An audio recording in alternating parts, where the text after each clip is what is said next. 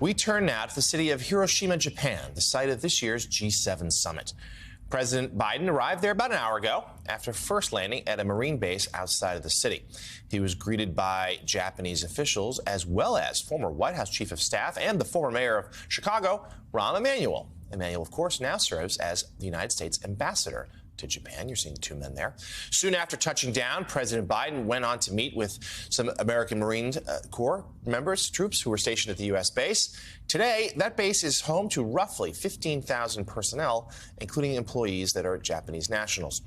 After meeting with the troops, President Biden flew by helicopter to Hiroshima, where he is currently holding a bilateral meeting with Japan's Prime Minister Kishida.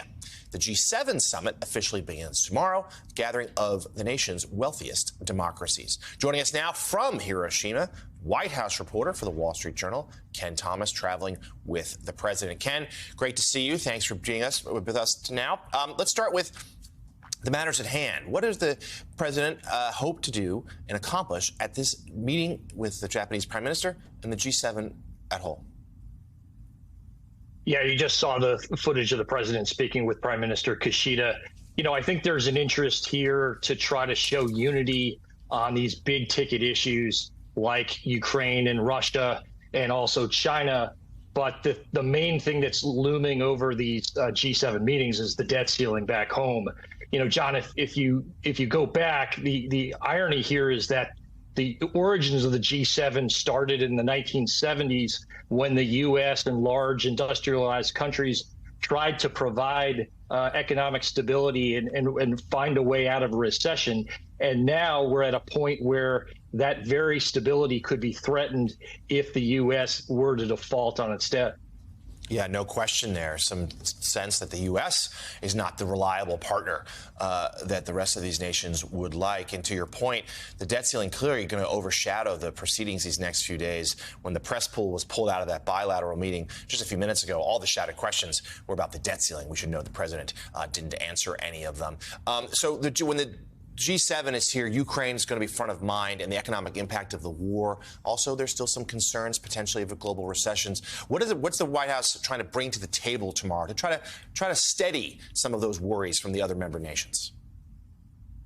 I think the main thing they're trying to do on Ukraine is just keep everyone on board in terms of the fighting part of it. You know, they're going to be reviewing the battle plans. This is coming at a time when Ukraine is preparing an offensive, but also on the economic side, they want to make sure that the sanctions that are in place are working and that Russia isn't able to evade some of those sanctions. And I think we're also going to see new sanctions as well. I think a year ago, there was probably an expectation that Russia's economy would be completely crippled by the sanctions that were put in place, and we haven't seen that yet. So I think there's an interest in trying to sort of make sure that it'll be a tougher road for Russia as the months go forward. And as, of course, with the debt ceiling, this so often happens as domestic matters overshadow a foreign trip for any president. And, of course, we know this president has had to cut his trip short, no longer making stops in Australia and Papua New Guinea. What is the White House telling you guys there who are traveling with him as to the state of those talks? How is the president and his staff being involved with the Republicans back here at home? Well, the White House will often say that, you know, the president can be president no matter where he is, and that he will be in close touch with his aides, his team, who are working on to try to reach a resolution on the debt ceiling. The White House pointed out that Deputy Chief of Staff Bruce Reed, a very close advisor to the president, who has been working on these talks, decided to travel with the president, I think in large part so he could continue to brief the president on the debt ceiling talks. I think the hope is that when the president returns to Washington next week, that he'll be able to usher in sort of a final negotiation and get this over the finish line. It's certainly something that's just really hanging over these meetings. And one more for you, Ken. Just give us a sense as to what went into the decision to cancel the back half of the trip. We know this administration's really been trying to pivot to the Pacific, to Asia for a while. That they really wanted to have almost a show of force, if you will, a show of commitment to try to curb China's rising influence there. He is still going to meet with some of those same Quad leaders in Japan. But talk to us what went into the decision to pull down that part of the trip. And frankly, how disappointed is the White House that they had to? Well, I think they're certainly disappointed.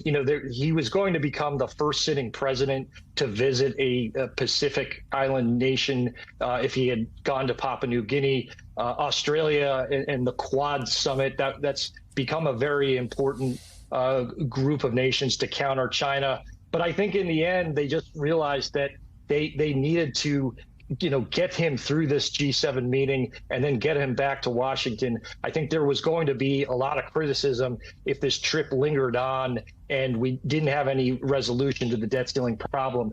So I think they just decided in the end that there's a finite deadline with this debt ceiling, whereas they can reschedule some of those stops at a later date. Yeah, the G7, of course. That summit cannot really be missed. White House reporter for the Wall Street Journal live in Hiroshima, Japan for us, Ken Thomas. Great to see you. Thank you, my friend. Safe travels.